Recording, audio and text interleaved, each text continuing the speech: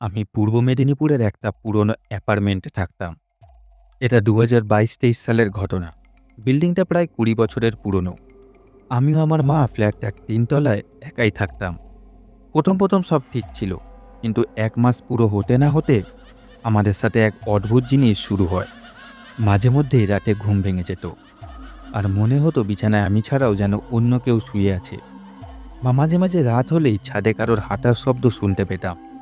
একদিন আমি আর আমার মা অনেক সাহস করে ছাদে যাই। ছাদের গেট অবধি গেছি। তখনও পায়ের আওয়াজ আমরা স্পষ্ট শুনতে পাচ্ছি। কিন্তু ছাদে ঢুকে আর কাউকে দেখতে পেলাম না। ভয়ে দুজন নিচে চলে আসি। আর দরজা বন্ধ করে মা আর আমি এক ঘরে শুয়ে পড়ি। মাঝে মাঝে সন্ধেবেলা করিডোরে কারোর হাঁটার শব্দও শুনতে পেতাম। কিন্তু কোনোদিন কাউকে দেখতে পাইনি। এরপর শুরু হলো আরেকটা জিনিস। আমাদের ফ্ল্যাটে একটা পুরনো দিনের আয়না রাখা ছিল। আগেকার দিনের বড় ফ্রেমওয়ালা আয়না। মালিক রেখে গিয়েছিলেন। রাতে আয়নার সামনে দিয়ে যাচ্ছি, ঠিক এমন সময় মনে হলো পিছনে যেন কেউ দাঁড়িয়ে আছে। ফিরে এসে আবার আয়নায় তাকালাম, দেখি হ্যাঁ, স্পষ্ট কারোর ছায়া। সাহস করে একবার পিছন ঘুরে তাকালাম, কেউ নেই। কিন্তু আয়নায় দেখি সত্যি আমার পিছনে একটা ছায়া দাঁড়িয়ে আছে। ভয়ে চিল্লে ফেললাম। মা এসে একটা কাপড় দিয়ে আয়নাটা ঢেকে দিল।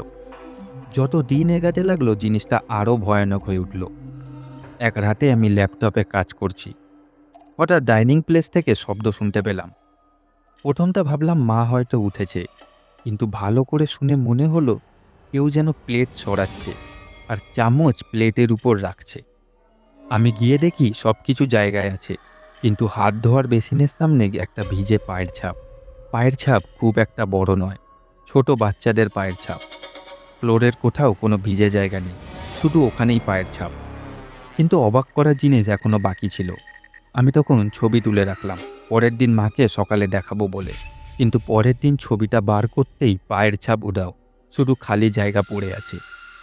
সবচেয়ে খারাপ ঘটনা ঘটল শুক্রবার রাতে। আমি ঘুমিয়ে পড়েছি, কিন্তু ঘুমের মধ্যে ফিল করতে পারছি কেউ যেন আমার বুকের উপর বসে আছে। শ্বাস নিতে কষ্ট হচ্ছে। ঘুমন্ত অবস্থায় কানের কাছে ফিসফিস করে কারোর কথা বলার আওয়াজ পেলাম। গলাটা মেয়েলি গলা, কিন্তু রাগী। সে আমাকে বলছে, তুই কেন এখানে থাকিস?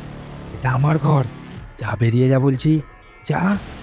ভয়ে চোখ খুলে ফেললাম। ঘর অন্ধকার, কিন্তু বুকের উপরটা সত্যি ব্যথা করছে। আমি কোনো মতে উঠে বসে হাতে ভর দিয়ে লাইট জ্বালিয়ে দেখি আমার বুকে আঙ্গুলের ছাপের মতো লাল দাগ পড়ে আছে।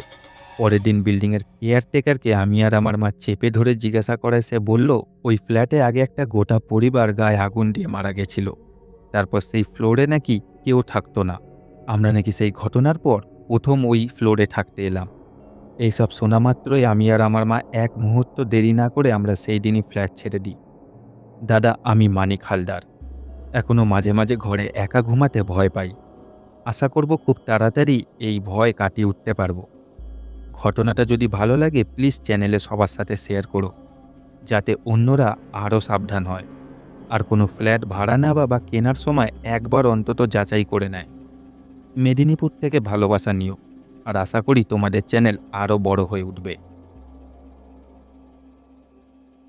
অসাধারণ একটা ঘটনা। লাস্ট ঘটনার পর আবার একটা ফ্ল্যাটের ঘটনা আশা করি আজকের 31st নাইটকে আরও জমিয়ে তুলেছে।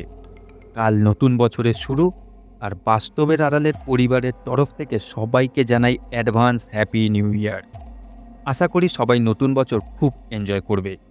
আর নতুন সদস্য হয়ে আমাদের পরিবারের সাথে জুড়ে যেতে এক্ষুনি চ্যানেলকে সাবস্ক্রাইব করে নাও। আমাদের ইউটিউব চ্যানেল বাস্তবের আড়ালে। শুরু হচ্ছে আজকের দ্বিতীয় ঘটনা।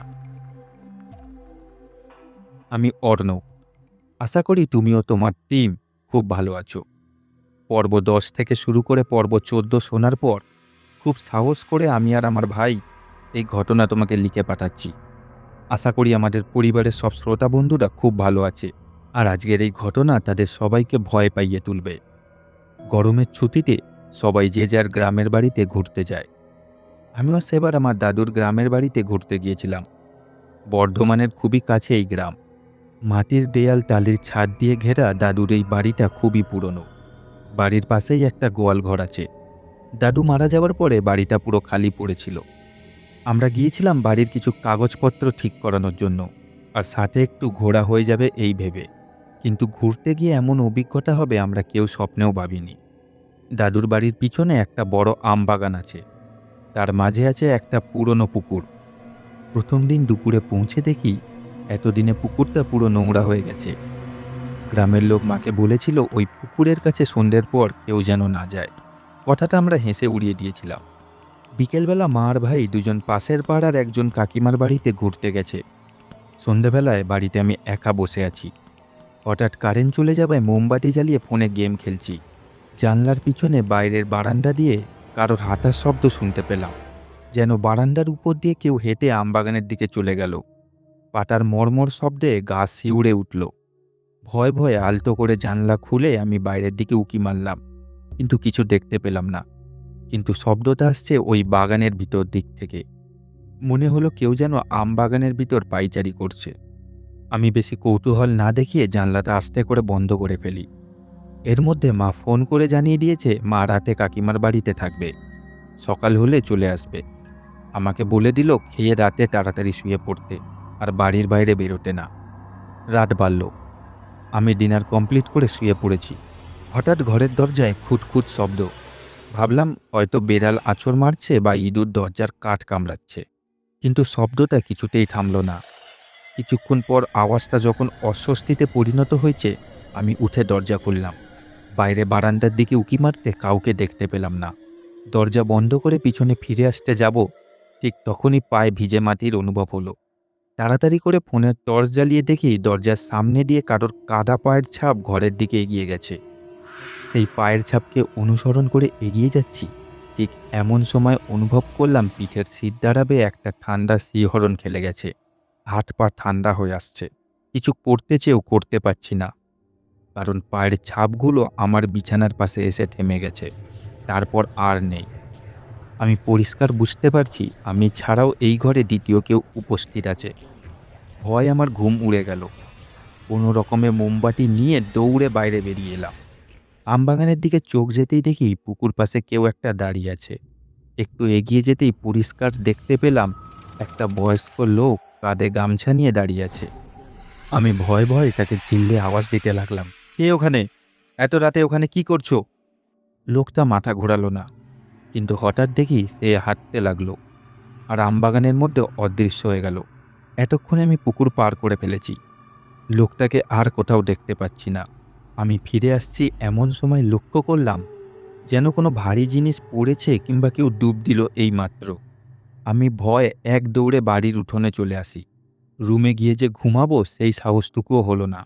সারা রাত বাড়ির উঠোনে বসার জায়গায় শুয়ে কাটিয়ে দিলাম। পরের দিন ভোরবেলায় মা এসে আমাকে ঘুম দিয়ে তুলল। আশেপাশে দেখলাম গ্রামের কিছু লোকও জড়ো হয়েছে। তাদের সব ঘটনা বলায় এক বুড়ো বললেন ৪ কিংবা ৫ বছর আগে ওই পুকুরে একটা বুড়ো দাদু পড়ে মারা গিয়েছিল।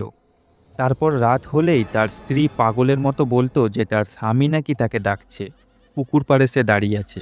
তারপর থেকেই নাকি মাঝের মধ্যেই সন্ধ্যের পর অনেকে ওই বুড়োকে পুকুর পাড়ে দেখেছে। তাই সন্ধ্যের পর কেউ আমরা এই আমবাগানের আশেপাশে আসি না।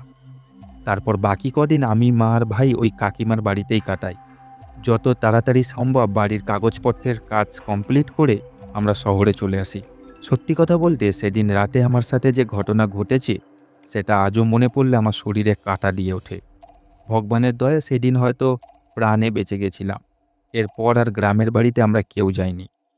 আর এখন সবাই আমরা ভালো আছি। তোমাদের চ্যানেলে শেয়ার করলে আমি আর আমার ভাই খুব খুশি হব। শেষ হলো আজকের দ্বিতীয় ঘটনা। এই ঘটনা ততটা বড় নয়, কিন্তু এই ঘটনায় ভয় লুকিয়ে আছে। তোমরা যদি নিজেরা ফিল করো যে রাত্রিরে গ্রামে কারোর বাড়িতে ঘুরতে গেছো, সেই ঘরে তুমি একা আছো আর এরকম পুকুর পাড়ে এরকম ঘটনা তোমার সাথে ঘটেছে, তাহলে আশা করি আমার মতো তোমার শরীরেও কাঁটা দিয়ে উঠবে। আমি এখন বসে ঘরে রাত 12টার সময় রেকর্ডিং করছি, রীতিমতো আমার গায়ে কাঁটা মারছে। আশা করি তোমরা সবাই এই দুটো ঘটনা খুব এনজয় করেছো। সবাইকে আবারও একবার মনে করিয়ে দিই, এক্ষুনি সাবস্ক্রাইব করে বেল আইকনটা অলে সেট করে দাও।